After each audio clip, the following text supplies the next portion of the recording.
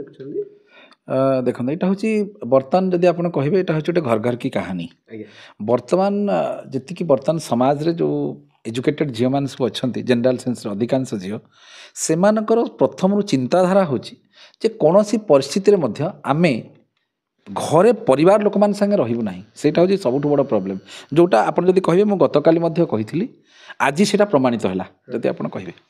ତେଣୁ ସେ ଯେଉଁଟା କହିଛନ୍ତି ଆପଣ ଯଦି ଦେଖିବେ ତାଙ୍କ ଷ୍ଟେଟମେଣ୍ଟ ଗୁଡ଼ାକ ସେ ଅତି ସୁନ୍ଦର ଭାବରେ ପ୍ରାଞ୍ଜଳ ଭାବରେ ସେ ଗୋଟିଏ ଜିନିଷ କହିଛନ୍ତି, ମୋର ସ୍ତ୍ରୀର ଓନ୍ଲି ୱାନ୍ ଇଣ୍ଟେନସନ୍ ଇଜ୍ ତାର ଯେଉଁ ଏଇ ଯେଉଁ ଆର ପଛରେ ରହୁଛି ଯେ କେବଳ ମୋ ମାଆଠୁ ମୋତେ କେମିତି ଅଲଗା କରିବେ। ଏବଂ କାଲି କାଲିର ଯଦି ଷ୍ଟେଟମେଣ୍ଟ ଆପଣ ଦେଖିଥିବେ ସେ ଯେଉଁ ଇଏ ସ୍ତ୍ରୀ ଲୋକଙ୍କର ତାଙ୍କର ୱାଇଫ୍ଙ୍କର ଯଦି ଦେଖିଥିବେ, no doubt C is a very educated lady. ଏବଂ ସବୁଠାରୁ ବଡ଼ କଥା ହେଉଛି ସେ କାଲି ନିଜେ କହିଛନ୍ତି ଯେ ମୋ ମା ମୋର ନଣନ୍ଦ ଏମାନେ ସବୁ ଡିଷ୍ଟର୍ବାନ୍ସ ଡିଭୋର୍ସର କାରଣ ସବୁ ଜିନିଷର କାରଣ। ବାସ୍ତବରେ ଯେତେବେଳେ ଆଜି ମୁଁ ତ କାଲି ଜାଣିନଥିଲି ଯେ ତାଙ୍କର ବାପା ନାହାନ୍ତି ବୋଲି, ଆଜି ଜାଣିଲି ତାଙ୍କର ବାପା ନାହାନ୍ତି। ଏବଂ ଆପଣ ଥରେ ଭାବିକିରି ଆଖି ମୁଜିକି ଥରେ ଚିନ୍ତା କରନ୍ତୁ, ଓଡ଼ିଶାବାସୀ ଚିନ୍ତନ କରିବା ଦରକାର, ଗୋଟେ ବିଧବା ମାଆଟେ ତା ପୁଅକୁ କେତେ କଷ୍ଟରେ ସେ ମଣିଷ କରିଛି। ସେଇଟା ପ୍ରଥମ ଜିନିଷ। ଓଏସ୍ ଅଫିସରଟେ କରିଛି, ଯାହା ବି ହେଉ, ଗୋଟେ ଇଞ୍ଜିନିୟରଟେ ହେଉ, ଗୋଟେ ଡାକ୍ତରଟେ ହେଉ, ଗୋଟେ ଜର୍ଣ୍ଣାଲିଷ୍ଟ ହେଉ, ଯେ ଗୋଟେ ବିଧବା ମାଆଟେ ତା କେତେ ଝାଳଝଞ୍ଝା ସମାଜରେ ସହି ସେ ତା ପିଲାକୁ ମଣିଷ କରେ, ସେଟା ହେଉଛି ସବୁଠୁ ବଡ଼ କଥା। ଏବଂ ଦ୍ୱିତୀୟ ଜିନିଷ ହେଲା ତାଙ୍କ ଭଉଣୀ, ସେ କହୁଛନ୍ତି ତାଙ୍କ ବାହା ନାହାନ୍ତି, ମାନେ ବିଫୋର ମ୍ୟାରେଜ୍ ସେ ଯାଇକି ତାଙ୍କର ଦିଲ୍ଲୀରେ ରହୁଛନ୍ତି। ଗୋଟେ ଦିଲ୍ଲୀରେ ରହୁଥିବା ଜଣେ ନଣନ୍ଦଟେ ସିଏ ଆଙ୍କୁ କ'ଣ ହଇରାଣ ବି କରିପାରିବ, ସବୁଠୁ ବଡ଼ କଥା। ଏବଂ ତୃତୀୟ ଜିନିଷ ହେଉଛି ଯଦି ଆପଣ ଦେଖିବେ ଗୋଟେ ଛୁଆଟିଏ ଯେତେବେଳେ ଜନ୍ମ ହେଉଛି ସମସ୍ତେ ଭାବି ଦିଅନ୍ତି ଯେ କେବଳ ମାଆର କେବଳ ସ୍ନେହ ଥାଏ ଛୁଆ ପ୍ରତି। ଆପଣଙ୍କୁ ମୁଁ କ୍ଲିଅର କରି ରଖେ, ଯେତେବେଳେ ଛୁଆଟିଏ ଜନ୍ମ ହୁଏ ମାଆ ପ୍ରତି ସମସ୍ତଙ୍କର ଓବ୍ଲିଗେସନ୍ ଥାଏ, ସମସ୍ତଙ୍କର ସ୍ନେହ ଥାଏ, କିନ୍ତୁ ବାପାର ସ୍ନେହଟା ଜଣାପଡ଼େ ନାହିଁ, ସେଟା ଲୁଚିକି କେଉଁଠି ନା କେଉଁଠି ଥାଏ।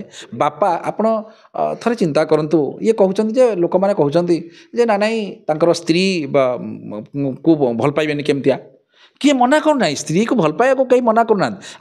ଆପଣ ତାଙ୍କର ଯେତେବେଳେ ସେ ଯେଉଁ ଆଜି ଷ୍ଟେଟମେଣ୍ଟଟା ଦେଉଥିଲେ ଥରେ ସେ ଲୋକର ଇମୋସନଟାକୁ ଦେଖନ୍ତୁ।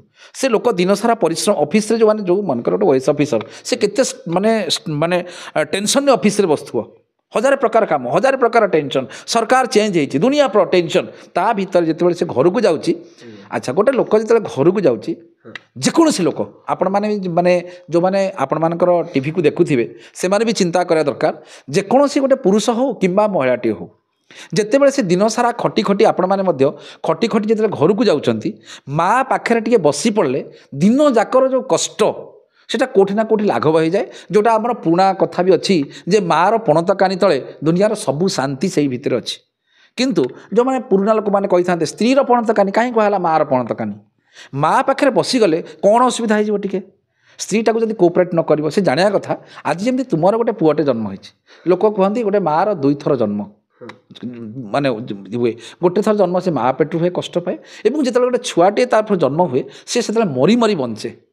ଆପଣ ଯେତେବେଳେ ଗୋଟେ ଛୁଆଟିଏ ଆଜି ଜନ୍ମ କରିଛନ୍ତି, ପୁଅଟିଏ ହେଉ କିମ୍ବା ଝିଅଟିଏ, ଗୋଟେ ଛୁଆଟିଏ ଜନ୍ମ କରିଛନ୍ତି, କେତେ କଷ୍ଟ, ଗୋଟେ ଛୁଆଟେ ଜନ୍ମ କରିବା କେତେ କଷ୍ଟ ଆପଣ ବି ମଧ୍ୟ ଥରେ ଫିଲ୍ କରିବେ। ଅଳ୍ପ ଦିନ ପରେ ଗୋଟେ ଛୁଆକୁ ମଣିଷ କରିବା ତାଠୁ ଆହୁରି କଷ୍ଟ। ଯେଉଁ ପିଲାଟେ ପୁଅଟେ ଜନ୍ମ ହେଇଛି, ଯେଉଁ ପୁଅଟା ତାର ମା ନିଶ୍ଚିତ ଭାବରେ ସେ ମା ପ୍ରତି ତାର ୱିକନେସ୍ ରହିବ, ନିଶ୍ଚିତ ଭାବରେ ତାର ଭଉଣୀ ପ୍ରତି ୱିକନେସ୍ ରହିବ। ଆପଣ ଏ ଯେଉଁ ଓଏସ୍ ଅଫିସର ଯେଉଁ ଉକ୍ତ ଯୁବକଙ୍କୁ କେତେ ଦିନ ହେଲା ଜାଣିଛନ୍ତି? ବାହାଘର ହେଲା 2024 ମସିହାରେ, ତା ପରଠୁ ଆପଣ ତାଙ୍କୁ ଜାଣିଲେ, ଆପଣଙ୍କର ସିଏ ହଜବ୍ୟାଣ୍ଡ ହେଲେ କି ଆପଣ ତାଙ୍କ ସ୍ତ୍ରୀ ହେଲେ, ତା ମା ପରା ତାର ଜନ୍ମରୁ ପୂର୍ବରୁ ଆହୁରି ବର୍ଷେ ପୂର୍ବରୁ ଜାଣିଛି।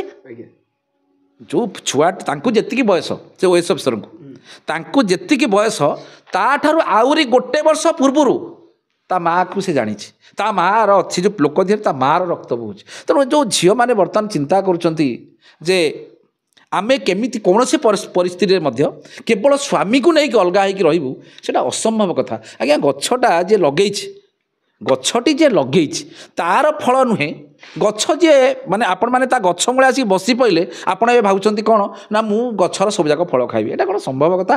ସବୁବେଳେ ଭାବନ୍ତୁ। ତେଣୁ ଓଡ଼ିଶାବାସୀ ମଧ୍ୟ ଚିନ୍ତା କରିବା ଦରକାର। କାଲି ସକାଳେ ଯେତେବେଳେ ଆପଣ ଗୋଟେ ଛୋଟ କଥା ଚିନ୍ତା କଲେ, ମନେକର ମୋ ଘରେ ଡିଷ୍ଟର୍ବାନ୍ସ ହେବ, ମୁଁ ତାକୁ ଚେଷ୍ଟା କରିବି ଯେ କେମିତି ସଲ୍ଟେଇ ଦେବା ପାଇଁ ନା ମିଡ଼ିଆ ଆଗରେ ଆସିକି ବଦନାମ କରିବା ପାଇଁ କାହାକୁ? ଯଦି ଯେଉଁଠି ସ୍ୱାମୀ ସ୍ତ୍ରୀଙ୍କର ଘଟଣା ଅନେବୁଲ୍ ଆପେକ୍ସ କୋର୍ଟ ଯଦି କହିବେ 1993 ମସିହାରେ ମାନ୍ୟବର ସୁପ୍ରିମକୋର୍ଟ କହିଲେ ଯେ ଜେନେରାଲ କୋର୍ଟ ଗୁଡ଼ାକରେ ମଧ୍ୟ ଫ୍ୟାମିଲି ମ୍ୟାଟର ହିୟରିଂ ହେବ ନାହିଁ, ତାଙ୍କ ପାଇଁ ଗୋଟେ ସ୍ୱତନ୍ତ୍ର କୋର୍ଟ ପ୍ରତିଷ୍ଠା କରାଗଲା। କ'ଣ ପାଇଁ?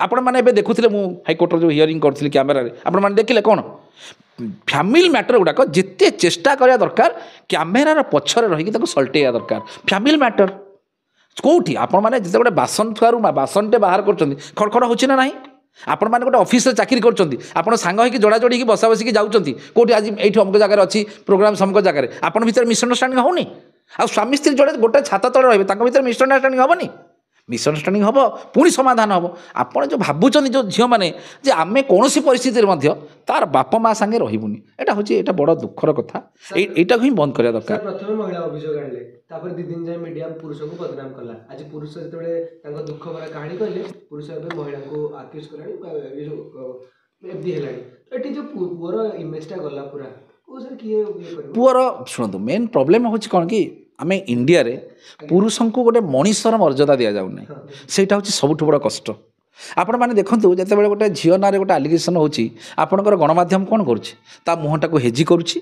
छद्मनाम बोली कहूँ हाँ कि ना किंतु जिते गोटे पुरुष ना ओनली आलिगेसन होपण मैंने कौन कर तार फोटो को कौ सोशल मीडिया बाहर करी खोजी खोजी तार फोटो एमती गोल बुले बाहर कर हाँ कि नहीं हाँ कि नहीं किंतु एठी पुरुष को मनीषर मर्यादा दिगला ना सेकेंड जिन को आस जदिओ आर्टिकल 14 कहूँ men and women are equal right before the law constitution कहूँ एत बड़ बड़ बही अच्छी कन्स्टिट्यूशन कहूँ किंतु जदि वास्तव क्षेत्र में आप देखिए आप आखि मुझी भावतु पुरुष और महिला को वास्तव में समान अधिकार दि जाए कि भावतु गोटे लोक ना गोटे झीटे आसिक आलिगेसन करुच्ची मो सांगे शारीरिक संपर्क रखिला मते प्रेग्नेंट कला मते छाड़ीदेला मते विवाहर प्रतिश्रुति देला सब कथा कला पुओटी को बांधिकी जेल भितर पका